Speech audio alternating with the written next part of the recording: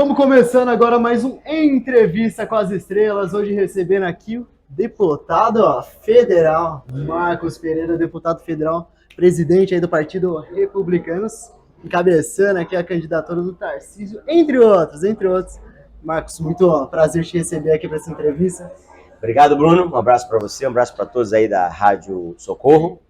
E dizer com a satisfação poder falar com vocês a respeito das nossas ideias, das nossas propostas. É isso aí, Marcão. Um pouco menos aí de 2 semanas para as eleições, hein? Como que tá essa corrida? Muita correria? Correria grande, nós estamos visitando as cidades, não só agora na época da campanha, como alguns fazem, só vem na época de campanha, mas eu já vim aqui em Águas de Lindóia e na região pelo menos 3 vezes, e ainda na época da pandemia, obviamente com os devidos cuidados, máscara e etc., porque eu sou um deputado municipalista.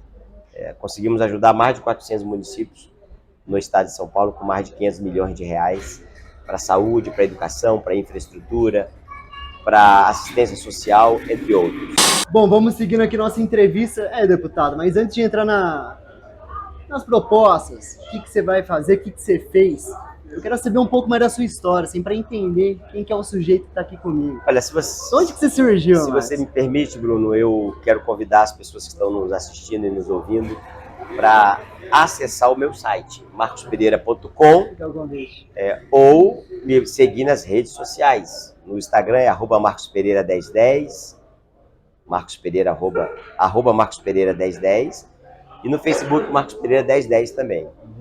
Porque lá ela vai poder ver um pouco mais do que eu fiz. Não dá para contar aqui uma história de 50 anos de vida e praticamente 4 anos de trabalho como deputado. Eu estou no meu primeiro mandato de deputado federal. Eu só ocupei 2 cargos públicos na minha vida. Eu fui ministro da Indústria e Comércio Exterior no governo do Michel Temer e estou agora como deputado. Eu nasci no interior do Espírito Santo.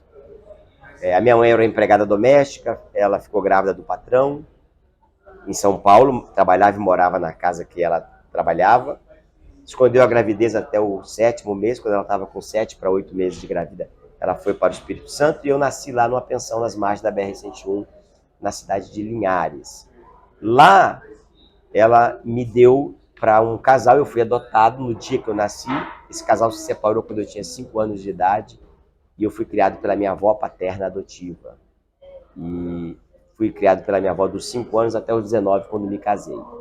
Estudei a vida toda em colégios públicos e vim para São Paulo em 1999, ocasião em que eu pude estudar Direito, fiz especialização em Direito, mestrado em Direito, tenho um escritório de advocacia em São Paulo, capital.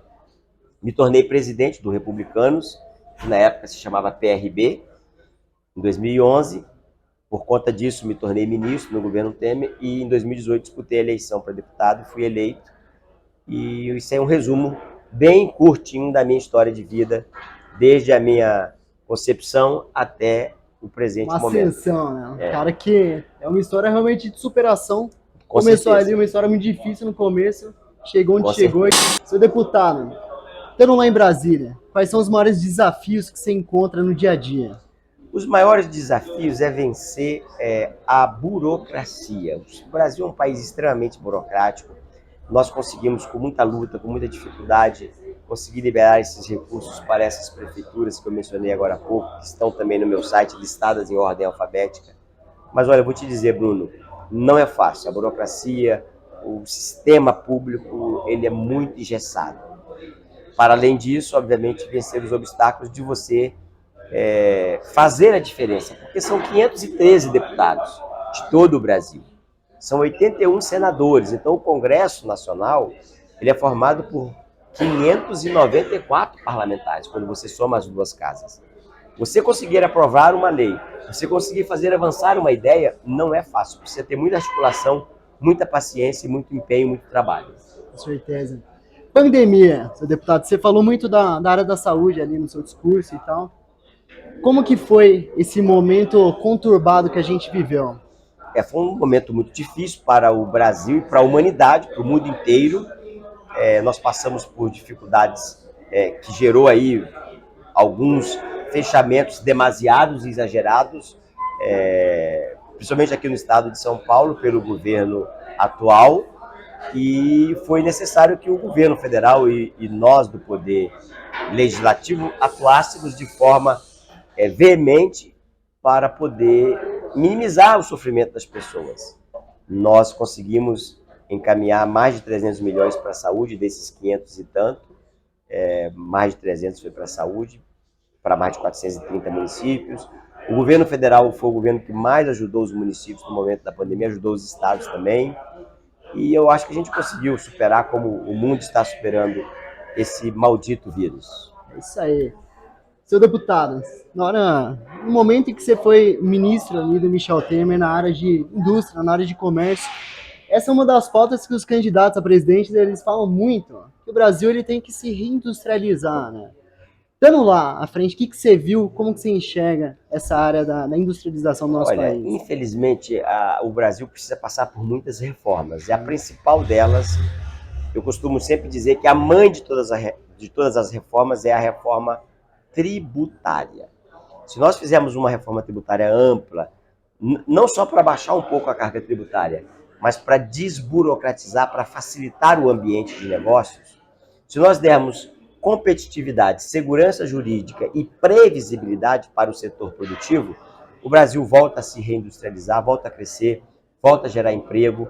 Isso já está acontecendo, mas precisa ter essa reforma importantíssima que é a tributária e mais desburocratização, facilitar o ambiente de negócio. Nós aprovamos lá em Brasília como deputados, e o governo mandou uma medida provisória, que foi chamada Medida Provisória da Liberdade Econômica, que virou lei, a Lei da Liberdade Econômica, que dá mais liberdade para o empresário, que facilita o ambiente de negócios.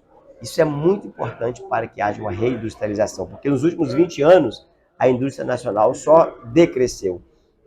A indústria de manufatura ela já representou 25% do PIB do Brasil há 20, 25 anos atrás. Hoje ela representa menos de 10%. Para que ela volte a crescer, e nós sabemos que os melhores empregos são gerados pela indústria, os que têm melhor rentabilidade, aqueles que pagam melhor, ela precisa ter, não incentivo fiscal, como muita gente pensa. Hoje está cheio de incentivo porque o manicômio tributário está aí. Se nós desburocratizarmos, isso tudo vai facilitar. Com certeza. Sua avaliação do governo federal, deputado, nos últimos 4 anos? Olha, o governo avançou muito, eu estou apoiando o presidente Bolsonaro, o nosso partido apoia o presidente desde março de 2020, é um dos 3 partidos que compõem a coligação, o partido do presidente, o Republicanos e um outro partido, são apenas 3 partidos que formalmente estão na coligação. O governo teve acertos e teve alguns poucos erros. Infelizmente, a imprensa grande, tradicional, a grande imprensa, como a gente chama, bate demasiadamente no presidente, pelo jeito dele de ser, que tem que ser respeitado. Mas veja você, nós conseguimos aprovar a reforma previdenciária, nós conseguimos aprovar a desestatização da Eletrobras, nós conseguimos fazer vários leilões, o próprio Tarcísio, que é o meu candidato a governador, no Ministério da Infraestrutura, fez vários processos de leilões de vários equipamentos na área de infraestrutura. Nós conseguimos aprovar a Lei da Liberdade Econômica, que eu mencionei agora há pouco. Nós conseguimos aprovar o marco legal do saneamento básico, que vai gerar muito investimento no médio e longo prazo no Brasil. Nós conseguimos aprovar a autonomia do Banco Central, sem falar no auxílio emergencial, no Auxílio Brasil.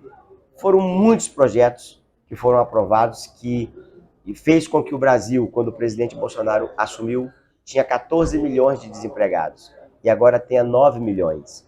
É muita gente ainda desempregada, 9 milhões é muita coisa. Mas se você comparar com 14 milhões, já é um avanço. Então eu acho que o governo está acertando, apesar da narrativa contrária da oposição e da imprensa, da grande imprensa nacional.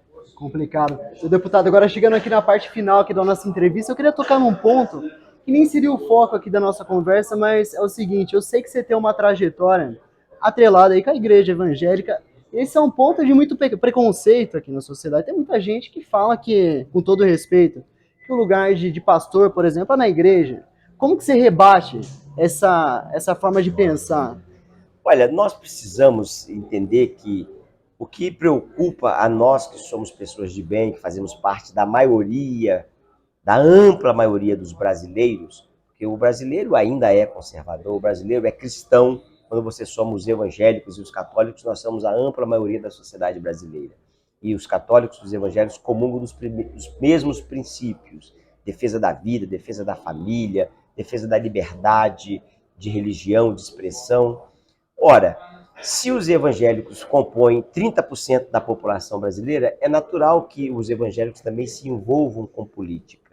Eu sou um pastor, não dá para negar, quem olha na minha biografia vai ver isso, mas eu sou um pastor licenciado, eu não sou um pastor que estou à frente de uma congregação ou de um templo religioso.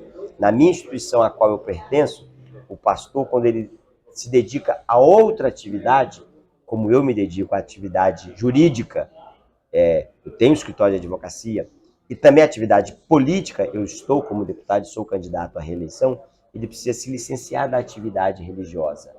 Ele continua como pastor, mas na qualidade de licenciado. Tem outras denominações que não acontece isso. Nós temos lá no parlamento, Bruno, um padre e um frei, que são deputados federais. Nós temos hoje, no momento, um padre que é candidato a presidente da República. Não tem problema nenhum, desde que ele não misture a laicidade do Estado com a sua convicção religiosa. O Estado é laico, mas as pessoas são religiosas. Não dá para desassociar isso. Está lá para defender os interesses das pessoas. E o país é religioso também. Então não dá para mudar isso. Quando o Supremo julga questões como julgou no passado o aborto do feto anencéfalo, se você pegar os votos dos ministros da época, os que votaram contra, votaram com convicções religiosas. E o Supremo é um dos poderes do Estado, que é o poder judiciário. Então, o Estado é laico, tem que ser laico, tem que continuar laico, mas as pessoas têm as suas convicções. As pessoas, na sua maioria, não são, o povo, na sua maioria, não é ateu.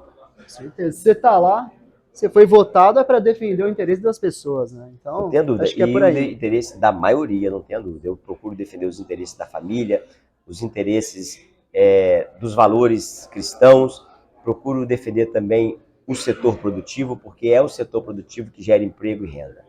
E isso faz parte da democracia. Seu deputado, você já teve alguma desavença na política? De vez em quando a gente tem, né? Uma pessoa que tem uma opinião diferente, uma pessoa que pensa diferente, ou que quer fazer a coisa de certa forma, apressada ou atabalhoada.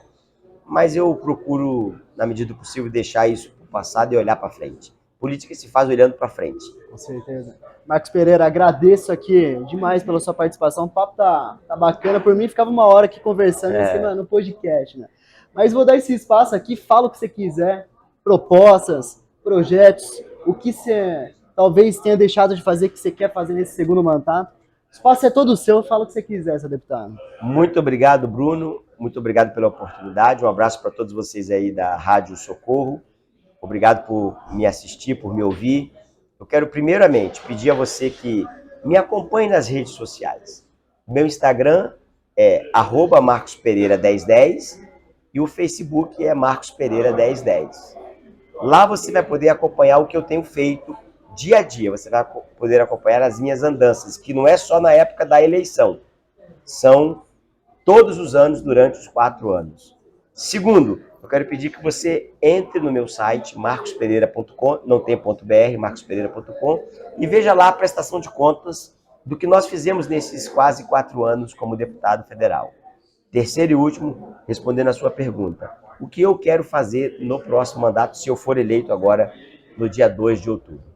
Eu quero poder aprovar uma reforma tributária ampla e bem abrangente para reduzir a carga tributária, para poder também desburocratizar.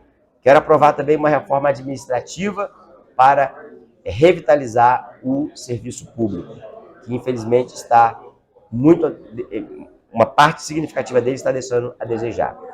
Para além disso, continuar trabalhando pelos municípios do estado de São Paulo, pela região aqui do Circuito das Águas e pelo nosso Brasil. Isso aí, Marcos Pereira, muito obrigado aí pela participação, espero que você tenha gostado. Obrigado, Bruno, prazer. Fazer esse bate-papo e está sempre convidado aqui, nosso espaço é aberto para todo mundo aí que está escutando a gente na Rádio Socorro, né? Agradeço aí pela sua audiência, se você está no YouTube, se inscreve também no canal, compartilha se tem gostado aqui do nosso conteúdo e vamos nessa, até mais, vamos ser felizes.